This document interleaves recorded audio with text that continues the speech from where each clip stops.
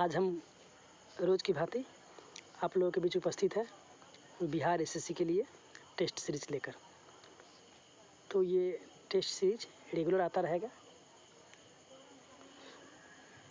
चलिए वक्त ज़ाया ना करते हुए सीधे हम आते हैं टेस्ट नंबर 1 पे। तो इसका पहला क्वेश्चन है आज, निशांधता यानी कि नाइट ब्लाइंडनेस किसकी कमी के कारण होता है। मतलब देहात में इसको बोलते हैं, गांव में रतौंधी। यह किस विटामिन की कमी से होता है। तो इसका उत्तर हो जाएगा विटामिन ए। विटामिन ए की कमी से होता है रतौंधी। इसके बाद अगला क्वेश्चन आएगा, हेलो गैस, थोड़ा टेक्निकल प्रॉब्लम है, ठीक है। तो अगला इसका उत्तर हो जाएगा विटामिन ए। विटामिन ए उसका उत्तर हो जाएगा विटामिन ए। तो अगला क्वेश्चन है कि भारत का पहला आम चुनाव किस वर्ष हुआ था। तो भारत का पहला आम चुनाव हुआ था, तो इसका उत्तर हो जाएगा आपके लिए, पहला आम चुनाव हुआ था भारत के 1951 और 52 में हुआ था। 1951-52 में भारत का पहला आम चुनाव हुआ था। इसके बाद अगला क्वेश्चन आ जाएगा कि भारत में निर्वाचन आयोग किसके लिए चुनाव कराता है। भारत में निर्वाचन आयोग किसके लिए चुनाव कराता है। तो इसमें संसद, ए में संसद है, संसद को कराता ही है। बी में संसद एवं राज्य विधानसभा है, इसका भी होता है। सी में लिखा है संसद, राज्य विधानसभा एवं विधान परिषद, इसका भी होता है। और डी में ले रखा है संसद, राज्य विधानमंडल, यानी कि विधानमंडल कहने का मतलब विधानसभा और विधान परिषद दोनों होता है। राष्ट्रपति, उपराष्ट्रपति, यानी कि इसका उपयुक्त उत्तर जो हो जाएगा, सबसे उपयुक्त उत्तर हो जाएगा, इसका हो जाएगा उत्तर डी हो जाएगा। इसका उत्तर डी हो जाएगा। उसके बाद नेक्स्ट क्वेश्चन की तरफ आते हैं। तो नेक्स्ट क्वेश्चन है आपका चौथा, कहता है डॉक्टर सीवी रमन को किस विषय के लिए नोबेल पुरस्कार से सम्मानित किया गया था।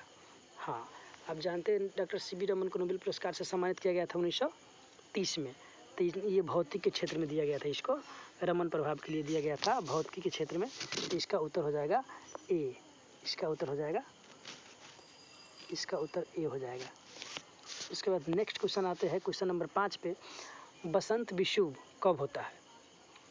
वर्नल इक्विनॉक्स ये कब होता है। तो ये होता है आपको 21 मार्च को। 21 मार्च को होता है बसंत विषुव। इसके बाद अगला क्वेश्चन आइए, अगला क्वेश्चन 6 नंबर है। तो अगला क्वेश्चन कहा जाता है कि प्रधान यामियोत्तर, भारत प्रधान यामियोत्तर से किस ओर पड़ता है। मतलब 0 डिग्री जिसे बोलते हैं, वो मेरिडियन जो है ग्रीन बीच से पूछना है इसका, कि ग्रीन बीच से भारत किस तरफ पड़ता है। तो भारत ग्रीन बीच से पड़ेगा पूरब की तरफ, क्योंकि ग्रीन बीच इंग्लैंड से होकर गुजरता है, भारत इसके पूरब में पड़ता है, इसीलिए ये भारत पड़ेगा प्रधान यामियोत्तर के पूरब में। तो इसका उत्तर हो जाएगा आपका सी। इसका उत्तर हो जाएगा सी। इसका उत्तर हो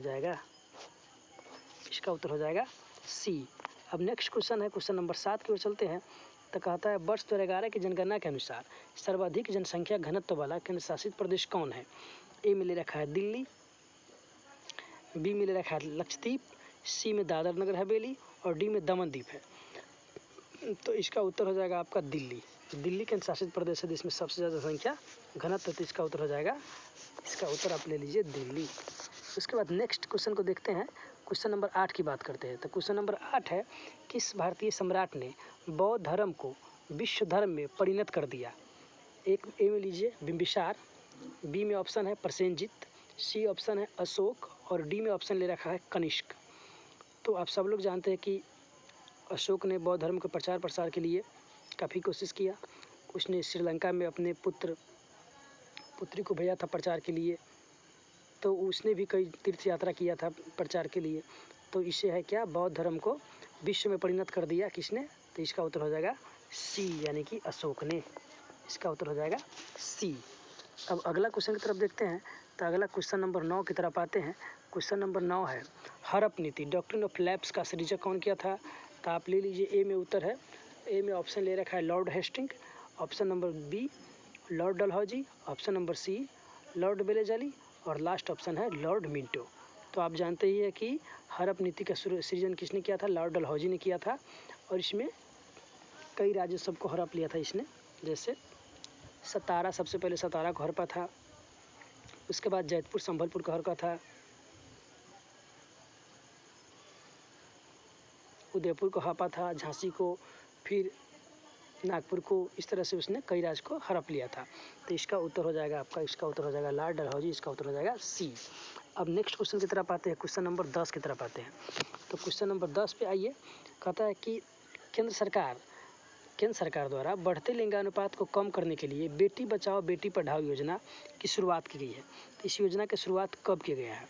तो बेटी बचाओ बेटी पढ़ाओ योजना का शुरुआत किया गया है 22 जनवरी 2015 को। हाँ, मोदी जब पहली बार बने थे प्रधानमंत्री 2014 में, उसके बाद जनवरी में ही 22 जनवरी 2015 को बेटी पढ़ाओ बेटी बचाओ योजना को मोदी जी ने शुरुआत किए थे। इसका उत्तर हो जाएगा बी। अगला क्वेश्चन की तरफ आते हैं, क्वेश्चन नंबर है 11 नंबर क्वेश्चन की बात करते हैं। तो यह है राष्ट्रीय खेल पुरस्कार 2015 के तहत द्रोणाचार्य पुरस्कार से कितने व्यक्तियों को सम्मानित किया गया था? तो द्रोणाचार्य पुरस्कार से सम्मानित किया गया है 6 व्यक्तियों को सम्मानित किया जा चुका है। तो इसका उत्तर हो जाएगा बी। अब नेक्स्ट क्वेश्चन की बात करते हैं। तो अगला क्वेश्चन नंबर 12 है, ताप्ती नदी किस में गिरती है? तो आप ध्यान से देखिए क्वेश्चन, ताप्ती नदी किस में गिरती है? अरब सागर में, बंगाल की खाड़ी में, हिंद महासागर में, भूमध्य सागर में। तो आप जानते हैं कि ताप्ती नदी सीधा नर्मदा, तापी, माही, ये तीनों नदी जो है वो जाके गिरती है अरब सागर में। तो इसका उत्तर हो जाएगा 12 का ए। तो इसका उत्तर आप ए ले लीजिए। उसके बाद नेक्स्ट क्वेश्चन की बात करेंगे, क्वेश्चन नंबर 13 की बात करते हैं। किसी पिंड का भार जो है, फिजिक्स का क्वेश्चन है, सर्वत्र समान होता है?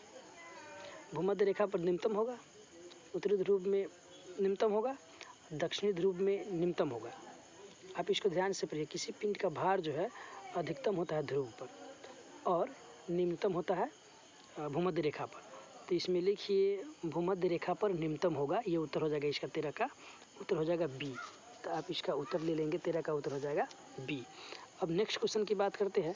तो नेक्स्ट क्वेश्चन आता है 14 पर। 14 नंबर क्वेश्चन में कहता है कि 14 क्वेश्चन है कि किस गांधीवादी आंदोलन में चौरा चौड़ी कांड जुड़ा हुआ है? तो आप सब लोग जानते हैं चौरा चौड़ी कांड जुड़ा हुआ है असहयोग आंदोलन से, जो असहयोग आंदोलन 1 अगस्त 1920 को शुरू हुआ था और चौरा चौड़ी कांड हुआ था 5 फरवरी 1922 को हो गया था। इसमें गांधी जी ने अपने असहयोग आंदोलन को स्थगित करना पड़ा था गांधी जी को। तो इसलिए इसका उत्तर हो जाएगा आपका बी हो जाएगा उत्तर। तो इसका उत्तर ले लीजिए बी, इसका उत्तर आप ले लीजिए बी। अगला क्वेश्चन आप आते हैं, क्वेश्चन नंबर 15 की तरफ आते हैं। तो रेडियो धर्मिता की खोज किसने किया? ऑप्शन सुनिए, madam Curie, W.R. Anderson, J.J. Thomson, A.H. Becquerel. तो इसका उत्तर हो जाएगा डी। रेडियो धर्मिता की खोज किया था हेनरी बैकुरल साहब ने किया था। तो इसका उत्तर हो गया डी। अगले क्वेश्चन की बात करते हैं। अगला क्वेश्चन पर आते हैं 16 नंबर क्वेश्चन पे। तो इस क्वेश्चन है, ग्रामीण क्षेत्रों में स्वच्छता सुधार की निगरानी के लिए कौन सी मोबाइल ऐप की शुरुआत की गई है? ऑप्शन है स्वच्छ, बी में सुगम, सी में स्वच्छता सेवा और डी में सुंदर भारत। तो आते हैं 16 नंबर पर, देखते हैं 16 के ए में उत्तर ले रखा है स्वच्छ, मतलब इसके लिए एप्स जो लॉन्च किया सरकार ने वो एप्स है स्वच्छ। अगला क्वेश्चन की बात करते हैं, क्वेश्चन नंबर 17 पर आते हैं। कहता पूर्वी भारत में शीतकालीन वर्षा का कारण क्या है? ए में मानसून हवाएं, धाराएं संवहनी, समुद्र से भूमि की ओर चलने वाली चक्रवात या पछुआ पवन। क्वेश्चन एक बार और सुन लीजिए कि पूर्वी भारत में शीतकालीन वर्षा का कारण क्या है? तो इसका उत्तर है आपको सी, यानी कि समुद्र से भूमि की ओर चलने वाले चक्रवात। ये समुद्र से भूमि की ओर चलने वाले चक्रवात के कारण पूर्वी भारत में शीतकालीन वर्षा होती है। अगला बार नेक्स्ट क्वेश्चन की तरफ आते हैं। 18 नंबर नेक्स्ट क्वेश्चन है, स्वतंत्रता का अधिकार किस अनुच्छेद में प्रदत्त है? स्वतंत्रता का अधिकार किस अनुच्छेद में है? 17 में, 18 में, 19 में और 20 में। अब देखिए, आप सब लोग जानते हैं कि 17 में तो अस्पृश्यता का अंत है, 18 में उपाधियों का अंत है, 19 में स्वतंत्रता का होगा और 20 में कई अलग से हैं। तो आप इसमें देख लीजिए, इसका उत्तर हो जाएगा सीधे सी। 19 में तो 6 प्रकार के दिया गया है, ये स्वतंत्रता है। तो इसका उत्तर हो जाएगा आपका 19 का उत्तर हो जाएगा सी। नेक्स्ट क्वेश्चन की बात करते हैं। तो क्वेश्चन 19 में आते हैं, किस भाषा के कवि शिवा रेड्डी को प्रतिष्ठित सरस्वती सम्मान 2018 के लिए चुना गया है? तो इसमें देख लीजिए आप ऑप्शन, हिंदी, अवध, तेलुगु, उर्दू। तो इसका उत्तर हो जाएगा तेलुगु हो जाना चाहिए इसका उत्तर। तो इसका उत्तर है सी, मतलब कि तेलुगु। उसके बाद नेक्स्ट क्वेश्चन की तरफ आते हैं। क्वेश्चन नंबर 20 है, विटामिन हमारे शरीर में संश्लिष्ट होते हैं, हार्मोनों की तरह हमारे शरीर में स्रावित होते हैं, सामान्य शारीरिक क्रियाओं के लिए आवश्यक नहीं है, या ए विटामिनोसिस है। तो विटामिन क्या है? तो विटामिन पर आपको लेना है उत्तर इसमें से। तो इसका करेक्ट जो उत्तर हो जाएगा विटामिन ए विटामिनोसिस है। विटामिन जो है विटामिन ए विटामिनोसिस बीमारी से बचाने के लिए आवश्यक है। तो इसका उत्तर हो जाएगा, आपका उत्तर हो जाएगा इसका डी। उसके बाद नेक्स्ट क्वेश्चन की बात करते हैं। अगला क्वेश्चन है 21, अर्थशास्त्र का लेखक कौन है? अर्थशास्त्र का लेखक पाणिनि, कौटिल्य, शुक्राचार्य, शंकराचार्य, जीवैको। तो अर्थशास्त्र का लेखक हो जाएगा आपका कौटिल्य, जिसे चाणक्य या विष्णुगुप्त भी कहते हैं। तो हो जाएंगे अर्थशास्त्र के लेखक। इसका उत्तर हो जाएगा बी। उसके बाद नेक्स्ट क्वेश्चन की बात करते हैं। तो क्वेश्चन नंबर 22 में कहता है प्रकाश संश्लेषण है। प्रकाश संश्लेषण क्या है? तो कहता है कि मात्र एक प्रकाश रासायनिक क्रिया है, मात्र एक जैव रासायनिक क्रिया है, न तो एक प्रकाश रासायनिक क्रिया है और न एक जैव रासायनिक क्रिया है। एक प्रकाश रासायनिक प्रक्रिया के साथ साथ एक जैव रासायनिक क्रिया भी है। तो 22 में हो जाएगा आपका उत्तर ए हो जाएगा, प्रकाश संश्लेषण मात्र एक प्रकाश रासायनिक क्रिया है। तो इसका उत्तर हो जाएगा ए। अब नेक्स्ट क्वेश्चन की बात करते हैं। क्वेश्चन नंबर है आपका 23, प्राथमिक रंग है। अब देख लीजिए ऑप्शन, लाल, हरा, पीला ले रखा है। लाल, हरा, नीला, लाल, हरा, आसमानी, पीला। तो इसका उत्तर हो जाएगा, प्राथमिक कलर होता है कौन? लाल, हरा और नीला होता है, इसलिए इसका उत्तर हो जाएगा बी। हाँ, प्राथमिक रंग वो रंग है जो अन्य रंगों से मिलकर नहीं बनाया जा सकता, वो रंग प्राथमिक रंग होता है। तो प्राथमिक में हो जाएगा लाल, हरा, नीला, जो बनाया नहीं जा सकता, ये जिसको तोड़ा नहीं जा सकता अन्य कलर में, ये अपने आप में कलर है। तो अगर अगला क्वेश्चन आपका आएगा, अगला क्वेश्चन है आपका 24। तो 24 नंबर क्वेश्चन जो है इसका देखिए, निम्नलिखित में से कौन सा तत्व प्रयुक्त किए जाने पर प्रकाश ऊर्जा शीघ्रता से विद्युत ऊर्जा में परिवर्तित होता है? किस तत्व को इस्तेमाल करेंगे कि प्रकाश ऊर्जा शीघ्रता से विद्युत ऊर्जा में परिवर्तित हो जाएंगे? तो इसका उत्तर हो जाएगा डी, यानी कि सेलेनियम। सेलेनियम होता है, आप जानते हैं सोलर सेल में सिलिकॉन का इस्तेमाल किया जाता है। तो इस तरह से सेलेनियम है जो ये सेमीकंडक्टर है, ये है जो प्रकाश ऊर्जा को विद्युत ऊर्जा में बदलने के लिए इसका इस्तेमाल किया जाता है। तो इसका उत्तर हो जाएगा डी। इसका उत्तर हो जाएगा डी। अगला क्वेश्चन नंबर 25 देखते हैं। हिंदी फिल्म जागते रहो के नायक का नाम क्या है? ऑप्शन देखिए, दिलीप कुमार, राज कपूर, देवानंद, सुनील दत्त। तो इसका उत्तर ले लीजिए 25 में, उसका उत्तर है बी, मतलब राज कपूर। जागते रहो फिल्म का नायक है, यह है राज कपूर। तो इसका उत्तर हो जाएगा आपका बी। इसका उत्तर हो जाएगा बी। इसका उत्तर है बी। अब अगला क्वेश्चन देखिए, क्वेश्चन नंबर 26 की बात करते हैं। अब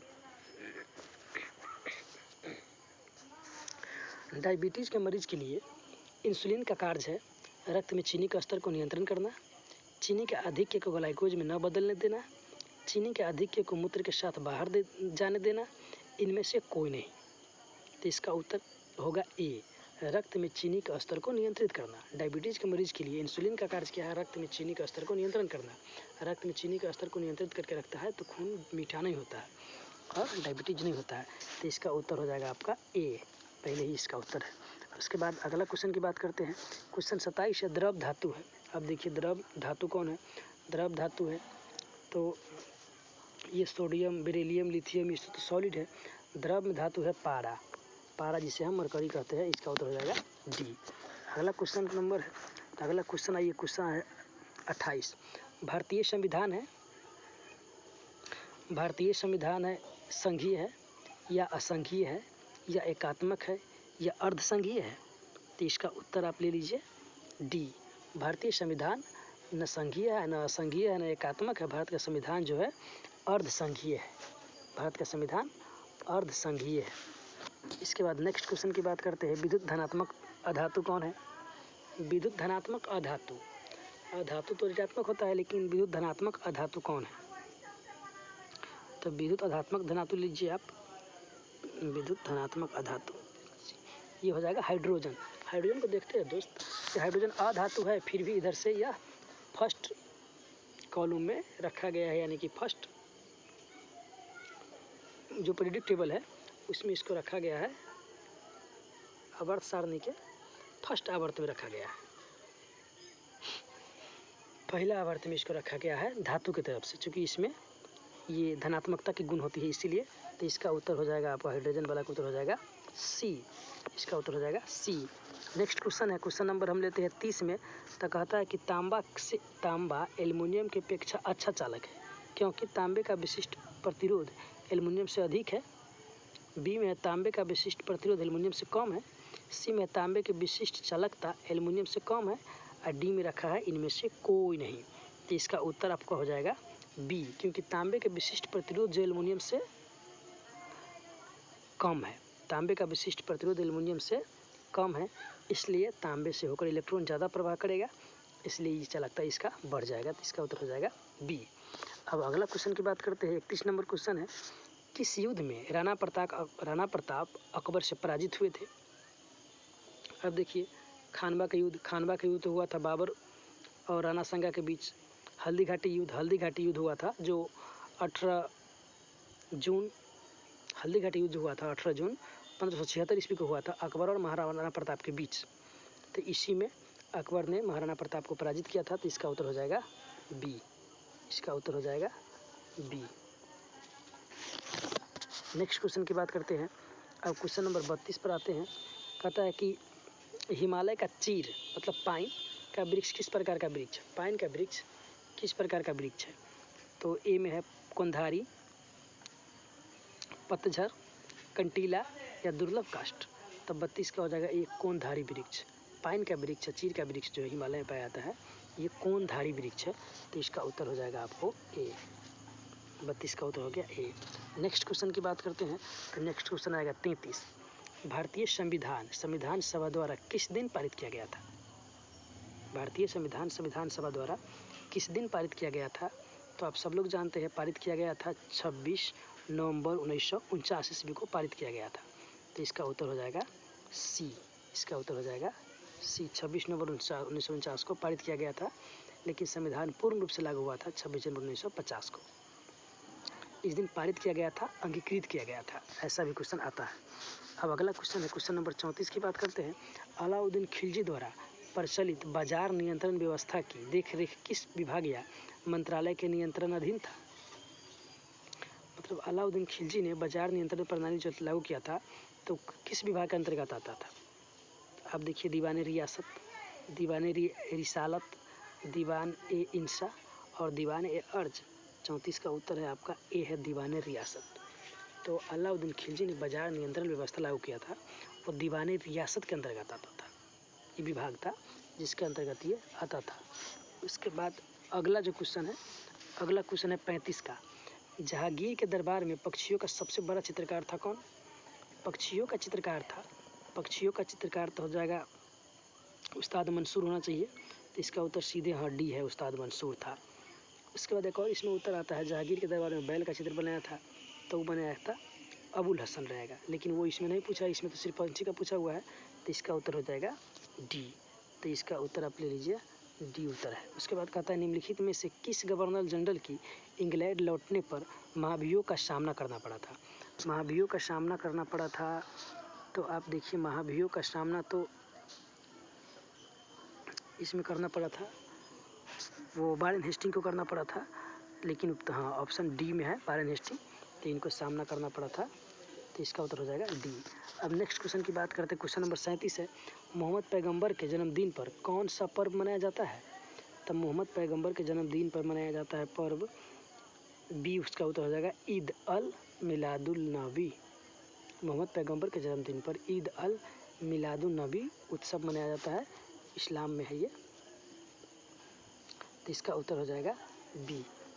उसके बाद अगला क्वेश्चन है, अगला क्वेश्चन कहता है कि संस्कृत ग्रंथ अष्टाध्यायी की विषय वस्तु क्या है? तो अष्टाध्यायी जानते हैं आप सब लोग कि अष्टाध्याय व्याकरण है। अष्टाध्यायी क्या है? व्याकरण। तो इसका उत्तर हो जाएगा डी। इसके बाद अगला क्वेश्चन की बात करते हैं। अगला क्वेश्चन को सुमेलित करना है। सुमेलित करना है, एगो सूची 1 सूची 2 दे रखा है। तो आप जानते हैं कि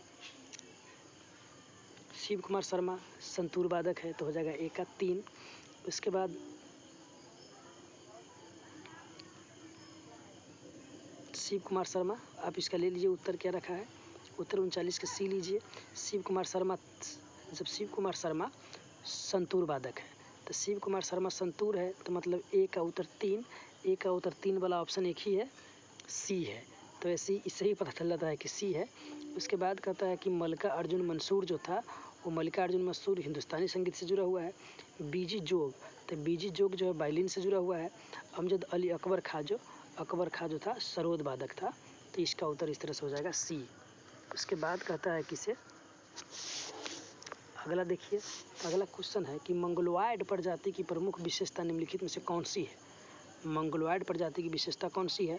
तो मंगोलॉयड प्रजाति जो होता था, इसका मुंह, इसका जो प्रजाति इसके कहता है मंगोलॉयड प्रजाति की प्रमुख विशेषता निम्नलिखित में से कौन सी है जो उसे दूसरे अन्य प्रजातियों से अलग करता है?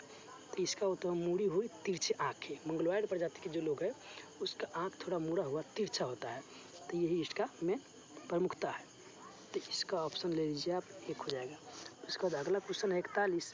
तो इसमें 41 नंबर अगला क्वेश्चन में कहा जाता है कि निम्नलिखित में से भारत का देशांतर विस्तार कौन है? तो भारत का देशांतर विस्तार आप देख लिए तो 68 डिग्री 7 मिनट से लेकर 97 डिग्री 25 मिनट पूर्व में पड़ता है। तो ये दोस्त इसका उत्तर हो जाएगा बी। दोस्त इसमें है ना कि वो 68 डिग्री 7 मिनट जो लिखना था तो डिग्री है वो डैश लिखा गया, आप इसे डिग्री मान लेंगे। तो इसका उत्तर हो जाएगा आपका बी, इसका उत्तर हो जाएगा। उसके बाद है अगला क्वेश्चन जो है, अगला क्वेश्चन है 42। तो क्वेश्चन 42 को देखिए, कहता है कि निम्नलिखित में से कौन सी नदी प्रारंभ में अरुण नदी के नाम से जानी जाती है? कौन सी नदी जो अरुण नदी के नाम से जानी जाती है शुरुआत में कोसी नदी को ही अरुण नदी कहा जाता है। वही कोसी नदी जो बिहार में पड़ता है, जिसे बिहार का शोक कहा जाता है, और भारत में सबसे बेसी मार्ग बदलने वाली नदी कोसी है। उसको शुरुआत में इस नदी का नाम अरुण रहता है, तो इस नदी का नाम अरुण है। अगला क्वेश्चन देखते हैं। अगला क्वेश्चन है 43। Love point, double hit, net fault, service शब्द किस खेल से जुड़ा हुआ है? ये शब्द जो है किस खेल से जुड़ा हुआ है? तो इसका उत्तर हो जाएगा बी, यानी कि सारे वर्ड जो है वॉलीबॉल का टर्मिनोलॉजी है। ये सारे शब्द जो है वॉलीबॉल में इस्तेमाल किया जाता है, तो इसका उत्तर हो जाएगा बी। तो इसको ले लीजिए बी। अगला क्वेश्चन है 44। फतेहपुर सीकरी स्थित लाल पत्थर से निर्मित शेख सलीम चिश्ती के मकबरे को किसने संगमरमर का करवाया? अब देखिए क्वेश्चन बहुत रोचक है। शेख सलीम मतलब फतेहपुर सीकरी में जो शेख सलीम चिश्ती के लाल पत्थर का बना हुआ था मकबरा, उस लाल पत्थर के मकबरा को संगमरमर को किसने करवाया? संगमरमर को किसने करवाया? तो इस संगमरमर को कराया था जहांगीर ने। जहांगीर ने लाल पत्थर के बना हुआ मकबरा को संगमरमर का बना दिया था। शेख सलीम चिश्ती का मकबरा था, उसको क्या किया? संगमरमर का बना दिया। तो इसका उत्तर है आपका बी। तो ये लीजिए जहांगीर है, मतलब शेख सलीम चिश्ती का मकबरा जो था लाल पत्थर का बना हुआ था, जहांगीर ने उसे बाद में संगमरमर का करवा दिया। तो इसका उत्तर है जहांगीर। अब आइए अगला क्वेश्चन की तरफ चलते हैं। 45 कहता है कि महात्मा बुद्ध से संबंधित किस घटना को धर्म चक्र परिवर्तन कहा जाता है? तो धर्म चक्र परिवर्तन कहा जाता है जब उसने पहला उपदेश सारनाथ में दिया था, तब से कहा जाता है। तो इसका उत्तर हो जाएगा सी, मतलब गौतम बुद्ध ने अपना पहला उपदेश सारनाथ में दिया था, इसी घटना को धर्मचक्र परिवर्तन कहा जाता था। इसका उत्तर हो गया आपका सी। अब अगला क्वेश्चन की बात करते हैं 46 में। नमामि गंगे कार्यक्रम को किस स्थान पर आयोजित किए गए विश्व जल शिखर सम्मेलन में पुरस्कार प्रदान किया गया है? तो इसका उत्तर आपको लेना है, इसका उत्तर है डी, यानी कि लंदन में। नमामि गंगे कार्यक्रम को किस स्थान पर आयोजित किए गए विश्व जल शिखर सम्मेलन में पुरस्कार प्रदान किया गया है? देखिए दोस्तों, लंदन में एक सम्मेलन आयोजित किया गया था, विश्व जल शिखर सम्मेलन। तो उसी शिखर सम्मेलन में नमामि गंगे कार्यक्रम को पुरस्कृत किया गया है। तो इसका उत्तर हो जाएगा डी। अगला क्वेश्चन है 27। विश्व में किस दिन अंतर्राष्ट्रीय मानव अंतरिक्ष उड़ान दिवस मनाया जाता है? किस दिन अंतर्राष्ट्रीय अंतरिक्ष उड़ान दिवस मनाया जाता है? तो मानव अंतर्राष्ट्रीय उड़ान दिवस मनाया जाता है, तो इसका उत्तर है आपका सी, यानी कि 12 अप्रैल को। हाँ दोस्त, 12 अप्रैल को मानव अंतरिक्ष उड़ान दिवस मनाया जाता है, तो इसका उत्तर हो जाएगा सी। अब अगला क्वेश्चन की तरफ बात करते हैं। अब 48 में आते हैं। चुंबकीय विषुवत रेखा मतलब मैग्नेटिक इक्वेटर पर नत्ती का कोण कितना होगा? इक्वेटर जो है चुंबकीय विषुवत रेखा पर नत्ती का कोण मतलब एंगल ऑफ डीप, नत्ती कोण कितना होगा? तो ये नत्ती कोण विषुवत रेखा पर हो जाएगा 0 डिग्री, तो इसका उत्तर हो जाएगा सी। अब अगला क्वेश्चन की बात करते हैं। भारत और पाकिस्तान के मध्य सिंधु जल संधि के तहत किस अंतर्राष्ट्रीय संगठन की मध्यस्थता से बैठक आयोजित की गई थी? 1960 में जो भारत पाकिस्तान के बीच सिंधु जल संधि हुआ था, तो इसमें किसने मध्यस्थता किया था, ये पूछना चाह रहा है। तो इसका उत्तर हो जाएगा आपका सीधे सी, विश्व बैंक ने। विश्व बैंक जो था इसने भारत पाकिस्तान के बाद भारत पाकिस्तान सिंधु समझौता में मध्यस्थता किया था, तो इसका उत्तर हो जाएगा सी, विश्व बैंक ने। उसके बाद इसका उत्तर सी है। अगला क्वेश्चन देखिए। संसद ने किस वर्ष भारतीय नागरिक अधिनियम बनाया था? तो भारतीय नागरिक अधिनियम बनाया था, नागरिकता अधिनियम लाया था, तो ये लाया था 1955 में लाया था। इसका उत्तर हो जाएगा सीधे डी है, तो डी है। ये तो काफ़ी चर्चा में रहा है इधर नागरिकता संशोधन के लेके। तो अब आगे आइए, अगला क्वेश्चन है सीधे 51 में। कहता पंचतंत्र की रचना किसके समय में हुई थी? तो जानते हो दोस्त कि पंचतंत्र की रचना विष्णु शर्मा ने किया था। अब ये देखना है कि पंचतंत्र की रचना किसके समय में हुई थी। तो ये पंचतंत्र की रचना हुआ था, ये गुप्त काल में हुआ था। पंचतंत्र की रचना गुप्त काल में हुआ था, तो इसका उत्तर हो जाएगा ए। अगला क्वेश्चन है कि निम्नलिखित में से कौन सा कर प्रत्यक्ष नहीं है?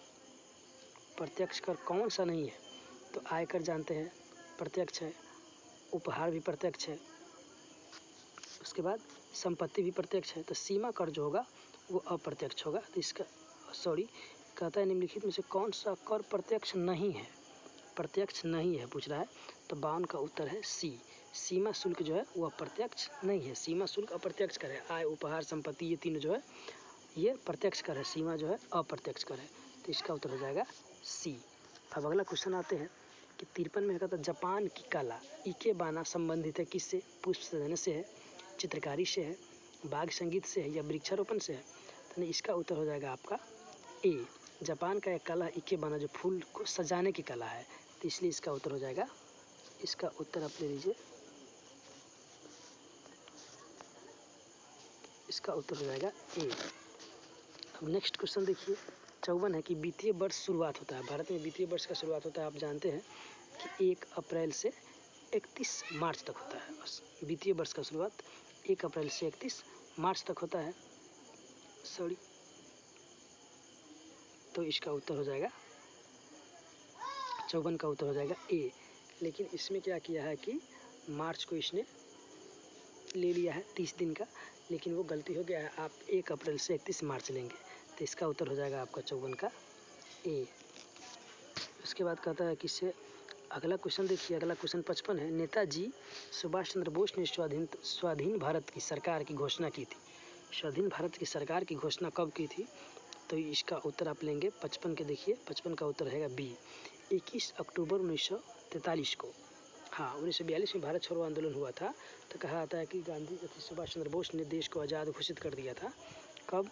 21 अक्टूबर 1943 को स्वाधीन भारत की सरकार घोषणा कर दिया था, तो इसीलिए इसका उत्तर हो जाएगा आपको 21 अक्टूबर 1943 आता है ऑप्शन बी में। अब अगला क्वेश्चन आइए, मुद्रास्फीति का कारण क्या होता है? उत्पादन की कमी और मुद्रापूर्ति में बढ़त आती है, उत्पादकता में कमी आ जाती है, मुद्रा की बढ़त आती है, मुद्रापूर्ति की कमी और उत्पादक की बढ़त आती है। तो इसमें तो होता है मुद्रा उत्पादन की कमी और मुद्रापूर्ति की बढ़त आती है, तो 56 का उत्तर हो जाएगा ए, 56 का उत्तर हो जाएगा ए। तो अगला क्वेश्चन की ओर चलते हैं। अगला क्वेश्चन है 57, रक्षा अनुसंधान विकास का क्या संगठन द्वारा तैयार किए गए भारत के पहले मानव रहित टैंक का नाम है? रक्षा अनुसंधान मतलब DRDO द्वारा तैयार किए गए भारत के पहले मानव रहित टैंक है, तो उसका नाम क्या है? तो मानव रहित टैंक जो है वो हो जाएगा लक्ष्य हो जाएगा। 57 का उत्तर, और 57 का उत्तर है मंत्रा। रक्षा अनुसंधान विकास संगठन द्वारा तैयार किए गए भारत के पहले मानव रहित टैंक का नाम है मंत्रा तो इसका उत्तर डी ले लिया है मंत्रा ने, इसका उत्तर हो जाएगा डी। अगला क्वेश्चन है भारत माता मंदिर कहाँ है? तो भारत माता मंदिर वाराणसी तो है नहीं, चेन्नई तो है नहीं, इसका उत्तर हो जाएगा सीधे 58 का ए, वाराणसी में है। भारत माता मंदिर कहाँ है? तो भारत माता मंदिर जो है वाराणसी में है, तो इसका उत्तर हो जाएगा ए, इसका उत्तर हो जाएगा ए। तो अगला क्वेश्चन की बात करते हैं। अगला क्वेश्चन है आपका 59। हड़प्पा वासियों द्वारा आयातित सबसे महत्वपूर्ण वस्तु थी। हड़प्पा वासियों द्वारा आयातित सबसे महत्वपूर्ण वस्तु थी वस्तु और बहुमूल्य पत्थर थी। इसका ऑप्शन जो है आगे लिखा गया, लाइन में आगे है, इसके लिए सॉरी दोस्तों, लेकिन फिर भी आप उत्तर को देख लेंगे। तो इसका उत्तर है ए, मतलब धातु। हड़प्पा वासियों द्वारा आयातित सबसे महत्वपूर्ण वस्तु जो था, सबसे महत्वपूर्ण और बहुमूल्य था, वो था धातु। तो इसका उत्तर आप लगाएंगे 59 के, सीधे आप ए उत्तर लगाएंगे। तो इसका ऑप्शन यहाँ चला आया है, यहाँ टिक करेंगे, टाइपिंग मिसप्रिंट हो गया है। अगला क्वेश्चन है 60। विश्व होम्योपैथी दिवस कब मनाया जाता है? तो विश्व होम्योपैथी दिवस मनाया जाता है 10 अप्रैल को मनाया जाता है, तो इसका उत्तर हो जाएगा सी। उसके बाद है 61 नंबर क्वेश्चन को देखिए, कहता है निम्नलिखित में से किसे 12वीं शताब्दी का महानतम जैन विद्वान माना जाता है? 12वीं शताब्दी का महानतम जैन विद्वान माना जाता है, तो इसमें आप लेंगे उत्तर डी, हेमचंद्र को। हेमचंद्र जो है 12वीं सदी का जैन विद्वान माना जाता है। अगला क्वेश्चन है 62। निम्नलिखित में से कौन सा नैतिक गुण भागवत धर्म का एक अंग नहीं था? भागवत धर्म का अंग नहीं था, तो इसका उत्तर आप लेंगे। देखिए भागवत धर्म में दान तो था, दान पुण्य, आजर्व धर्म परायणता था, अहिंसा मतलब प्राणियों के प्रति अक्षति की भावना रखना, ये भी था। तो कहता है अब इसका मतलब है सम्यक आजीव, उचित आजीविका, ये इसका अंग नहीं था। तो 62 का है, आप डी हो जाएगा उत्तर, इसका हो जाएगा उत्तर डी। अब अगला क्वेश्चन की बात करते हैं। तो अगला क्वेश्चन 63 नंबर है, कहता है कि भारत और किस देश के बीच 26 मार्च से 8 अप्रैल के बीच मित्र शक्ति नामक युद्ध अभ्यास का आयोजन किया गया है? तो आप जानते हैं मित्र शक्ति किसके साथ होता है? मित्र शक्ति होता है श्रीलंका के साथ। मित्र शक्ति जो युद्ध अभ्यास होता है ये श्रीलंका के साथ होता है, भारत और श्रीलंका के बीच, तो इसका उत्तर हो जाएगा डी। अब अगला क्वेश्चन है 64 नंबर। निम्नलिखित में से किससे हाल ही में विश्व बैंक का अध्यक्ष चुना गया है? तो विश्व बैंक का अध्यक्ष चुना गया है, आप लोग जानते हैं कि डेविड मालपास को चुना गया है, तो इसका उत्तर हो जाएगा आपका बी हो जाएगा इसका उत्तर। उसके बाद अगला क्वेश्चन है कि 1907 के सूरत अधिवेशन में कांग्रेस का विभाजन हुआ था। इन विभाजन गुटों, गरम दल और नरम दल में हुआ था। इन विभाजन गुटों के बीच पुनः एकीकरण कौन से समझौते में हुआ था? तो इसका उत्तर हो जाएगा 1916 में हुआ था, लेकिन 1916 के लखनऊ अधिवेशन में हुआ था। तो 1916 दिया है, 1916 का 2 ऑप्शन ले लिया है, एक मद्रास एक लखनऊ, तो आपको ध्यान रखना चाहिए हुआ था 1916 के लखनऊ अधिवेशन में। इसका अध्यक्षता किया था अंबिका चरण मजूमदार, तो इसका उत्तर हो जाएगा आपका बी। अब कहता है अगला क्वेश्चन देखिए 66 में, निम्नलिखित में से किसे वायसराय के समय दिल्ली दरबार का आयोजन किया गया था? दिल्ली दरबार का आयोजन किया गया था, इसमें देखिए लॉर्ड लिटन के समय में जो 1876 में हुआ था वो आयोजन है। एक तो लॉर्ड हार्डिंग के समय भी आयोजन किया गया था, लेकिन वो ऑप्शन नहीं है, इसलिए लॉर्ड लिटन लेंगे, तो इसका उत्तर हो जाएगा 66 का, ये उत्तर हो जाएगा लॉर्ड लिटन के समय में हुआ था। इसके बाद अगला क्वेश्चन है 64वें फिल्म फेयर पुरस्कार के अंतर्गत किस अभिनेत्री को सर्वश्रेष्ठ अभिनेत्री का पुरस्कार प्रदान किया गया है? ये पहला है, अब तो 66वां ही बट गया होगा, लेकिन ये पिछले साल का क्वेश्चन है। 64वें फिल्म फेयर में किस अभिनेत्री को सर्वश्रेष्ठ अभिनेत्री का पुरस्कार दिया गया है? इसका उत्तर है सीधे आलिया भट्ट को। आलिया भट्ट को 64वें फिल्म फेयर में सर्वश्रेष्ठ अभिनेत्री का पुरस्कार दिया गया है। तो अगला क्वेश्चन है बी कमिंग किसकी आत्मकथा है? बी कमिंग आत्मकथा किसकी है? तो बी कमिंग जो है ये, इसका उत्तर हो जाएगा ए, क्योंकि मिशेल ओबामा जो है, मिशेल ओबामा का आत्मकथा है बी कमिंग।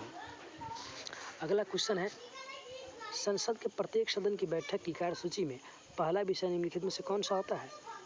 इसका ऑप्शन देख लीजिए, याचिका समिति के प्रतिवेदन पर विचार करना, या प्रश्नकाल होता है, या शून्यकाल होता है, या ध्यान आकर्षण काल होता है। तो इसका जो होता है ना, पहले जो होती है बैठक, इसमें क्या होता है कि प्रश्नकाल होता है। क्या होता है? पहले जो बैठक होती है उसमें प्रश्नकाल होता है, तो इसका उत्तर हो जाएगा प्रश्नकाल 2 में है, इसका उत्तर हो जाएगा केवल 2, तो इसलिए इसका उत्तर ले लीजिए आप बी। उसके बाद आते हैं अगला क्वेश्चन पर। तो अगला क्वेश्चन है 70, कहता है स्वच्छता सर्वेक्षण 2019 में स्वच्छ राजधानी शहर किसे घोषित किया गया है। तो आप सब लोग जानते हैं स्वच्छ राजधानी शहर भोपाल को घोषित किया गया है, ये कई साल से रहता है भोपाल। तो अगला क्वेश्चन आइए, कहता है विकास बहल की सीन से किस फिल्म को बिहार में कर मुक्त कर दिया गया है। बिहार में कर मुक्त कर दिया गया किस मूवी को। तो इसका उत्तर हो जाएगा सीधे, इसका उत्तर है डी, मतलब सुपर 30। आप जानते हैं कि पटना में जौरान सर के सुपर 30 चलता है, उस पर फिल्म बनाया हुआ है ऋतिक रोशन जी, तो उन्हीं को फिल्म को बिहार में कर मुक्त कर दिया गया है। तो इसका उत्तर हो जाएगा आपका डी। उसके बाद अगला क्वेश्चन है 72 में निम्नलिखित में से किस देश के कुछ भाग यूरोपीय महाद्वीप में तथा कुछ भाग पड़ता है एशिया महाद्वीप में आते हैं। कौन सा देश है कुछ भाग एशिया में कुछ भाग यूरोपीय महाद्वीप में पड़ता है। तो इसका ये जो है ये देश है टर्की। टर्की आप जानते हैं कि ये एशिया यूरोप के जंक्शन टाइप के है, ये टर्की एशिया में पड़ता है यूरोप में पड़ता है, इसलिए ये टर्की आएगा। इसका उत्तर आप जानते हैं कि एशिया और अफ्रीका के जंक्शन मिस्र को कहते हैं, क्योंकि मिस्र जो है उससे होकर ही अफ्रीका जाता है, एशिया से अफ्रीका की तरफ। इसी तरह से कुछ एशिया में कुछ यूरोप में पड़ता है, तो वो देश है टर्की। टर्की इसका उत्तर हो जाएगा सी। अगला क्वेश्चन की तरफ बात करते हैं। अगला क्वेश्चन की, तो इसमें लिखा है भोजन में आयोडीन की कमी से होने वाला रोग कौन सा है। आप लीजिए ए में बेड़ी बेड़ी, तो जानते हैं बेड़ी बेड़ी विटामिन B1 की कमी से होता है। अस्कर भी अभी भी जानते हैं विटामिन C की कमी से होता है। रिकेट्स आप जानते हैं अलग है। तो इसमें लिखा है भोजन, प्रश्न को फिर से पढ़ते हैं, भोजन में आयोडीन की कमी से होने वाला रोग कौन सा है। तो इसका उत्तर हो जाएगा ग्वाइटर हो जाएगा, मतलब ग्वाइटर को बोलते हैं हिंदी में घेगा। तो घेगा हो जाएगा विटामिन D की कमी से हो जाएगा, विटामिन D की कमी से हो जाएगा।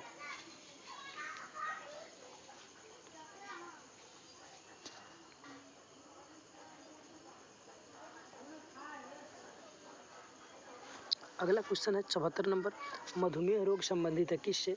तो मधुमेह थायराइड से तो होगा नहीं, मधुमेह थाइमस से होगा नहीं, लैंगरहैंस की दीपिका इससे हो सकता है, एड्रीनल, हाँ लैंगरहैंस की दीपिका सही होगा, क्योंकि ये जो है यकृत को प्रभावित करता है। 74 के सी, यकृत को प्रभावित करता है, इसका उत्तर हो जाएगा, हो गया सी।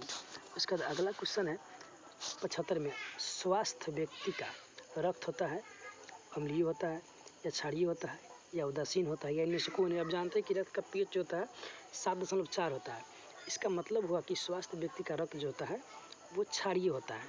तो इसका उत्तर हो जाएगा आपका बी, तो यहाँ से हो गया।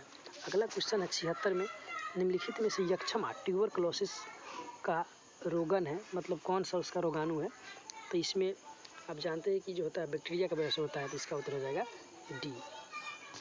डी हो जाएगा सीधे। अगला क्वेश्चन की बात करते हैं, दूध में उपस्थित शर्करा है, दूध में उपस्थित शर्करा है लैक्टोज है या फ्रक्टोज है या माल्टोज है या सुक्रोज है। तो इसका उत्तर हो जाएगा 77 का सीधा सीधी ए, मतलब लैक्टोज है। अगला क्वेश्चन है कि 78, झोंका, झोंका मतलब इंग्लिश में से ब्लास्ट लिखते हैं, झोंका एक चर्चित रोग है, ये निम्नलिखित में से किसकी फसल से संबंधित है, मतलब झोंका रोग जो होता है किस फसल का रोग है। तो इसका उत्तर हो जाएगा आपका हो जाएगा धान, धान में ही झोंका रोग होता है, झोंका रोग होता है धान में। तो 78 में आपका उत्तर हो जाएगा ए, इसका हो जाएगा उत्तर। अगला क्वेश्चन है कि क्लोरोफिल की संरचना में कौन सा तत्व सम्मिलित होता है। तो आप जानते हैं क्लोरोफिल की संरचना में मैग्नीशियम का एक परमाणु रहता है, तो इसका उत्तर हो जाएगा सी। अगला क्वेश्चन की बात करते हैं 80 में, प्राचीन काल में सिकंदर एवं पोरस के मध्य झेलम का युद्ध कब लड़ा गया था। तो झेलम का युद्ध लड़ा गया था इसका 326 BC, मतलब 326 ईसा पूर्व में ही लड़ा गया था, पोरस और सिकंदर के बीच युद्ध हुआ था। इसको झेलम का युद्ध कहते हैं, चूँकि झेलम नदी पर हुआ था, 6 महीना तक युद्ध चला था। और ये जो युद्ध था इसे हाइडेस्पिज का युद्ध कहते हैं, क्योंकि इधर यूनान में लोग इसके इस झेलम नदी को हाइडेस्पिज कहते हैं, इसलिए इसे हाइडेस्पिज की युद्ध भी कहते हैं। ये काफ़ी चर्चित रहा। और इस युद्ध में वो विश्व को विजेता बनने वाला सिकंदर इधर आकर पोरस से हार कर चला गया था। पोरस से लड़ने के बाद क्या हुआ, वो मरा नहीं, वो अपना उसका नियत बदल गया और यहाँ से लौटकर चला गया, अपने सपना को अधूरा रह गया कर गया। तो अगला क्वेश्चन है 81, किस सिख गुरु ने सिखों को लड़ाकू जाति में परिवर्तित किया और सिखों को लड़ने के लिए प्रेरित किया। तो ये तो हो जाएगा छठा गुरु हो जाएगा, तो ये छठा गुरु आ जाएगा। इसका उत्तर ले लीजिए आप, इसका उत्तर हो जाएगा सीधे हरगोविंद। हरगोविंद जो था वो सिखों को लड़ाकुओं में परिवर्तित कर दिया। इसका उत्तर हो जाएगा बी। अगला क्वेश्चन है कि 12 जून को दुनिया भर में बाल श्रम के खिलाफ विश्व दिवस प्रतिवर्ष मनाया जा रहा है। बाल श्रम के खिलाफ विश्व दिवस 2019 का थीम क्या था पिछले साल? अभी तो इस साल जून आया नहीं है, इसलिए पिछले साल का लेंगे। तो पिछले साल जो है बाल श्रम के खिलाफ जो दिवस मनाया जाता है उसका थीम था children should not work in field but on dreams. बच्चा जो है फील्ड में काम करने के लिए नहीं बल्कि वो अभी सपना देखने का समय है, उसे सपना पूरा करने का समय है। इसलिए इसका उत्तर हो जाएगा बी है इसका थीम। उसके बाद कहता है कि अगला क्वेश्चन है कि भारत में नील की खेती को इस कारण ग्रामीण गुलामी कहा जाता है क्योंकि किसानों को इस बात के लिए बाध्य किया जाता था कि वे नील के अतिरिक्त अन्य किसी भी फसल की खेती न करें। वे अनिवार्य रूप से नील की खेती करें और निर्देशित मूल्य पर बेचें। वे अपने कुल जमीन के 1/4 भाग पर नील की खेती करें। वे मालिक होकर भी नील की खेती में बंधुआ मजदूर की तरह काम करें। तो इसका उत्तर हो जाएगा सीधे, इसका उत्तर हो जाएगा बी, क्योंकि वे अनिवार्य रूप से नील की खेती करें और निर्देशित मूल्य पर ही बेचें। और ये जो होता था एक तिहाई पर थी, तीन कठिया इसको कहा जाता है।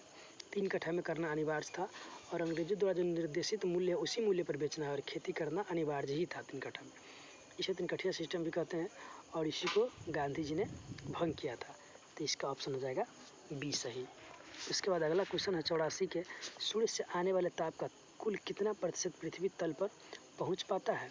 तो सूर्य से आने वाले ताप का कुल कितना प्रतिशत पृथ्वी तल पर पहुंच पाता है? तो इसका उत्तर हो जाएगा सीधे 43%, यानी कि हो जाएगा सी, इसका उत्तर हो जाएगा। उसके बाद अगला क्वेश्चन आते हैं कि कहता है, अगला क्वेश्चन है कि एस्किमो जाति का आवास क्या कहलाता है?